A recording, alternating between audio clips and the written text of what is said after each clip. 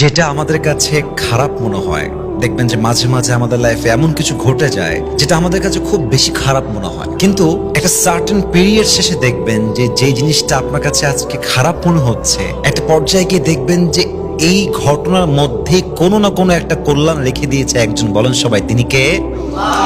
দেখবেন যখন কোনো বিষয়ে আমরা খুব ইচ্ছা করি যে আমরা এটা পাবোই পাবো, যখন ওটা হারিয়ে যায় খুব কষ্ট হয়। যখন আমরা কাউকে বিশ্বাস করি, আঘাত পাই, কষ্ট হয়। যখনই কোনো খারাপ কিছু হয় আমাদের প্রচন্ড পরিমাণে আঘাত ফিল হয়, just because of human nature. মানুষের নেচারটাই হচ্ছে এরকম, যা চায় তাই না পেলে মানুষের মনটা ভেঙে যায়। কিন্তু দেখবেন যে জীবনের একটা সময় পার করার পরে আপনি বুঝতে পারবেন যে যদি ওই সময়ে আমি আমার লাইফে সে কষ্টটা ফেস না করতাম, সে বিপদটা ফেস না করতাম, তবে আজকে আমার জীবনে যে বড় বিপদটা আসছে এটাকে ফেস করার শক্তি, স্ট্রেঞ্জ, পাওয়ার, ক্ষমতা আমার ভেতরে থাকতো না।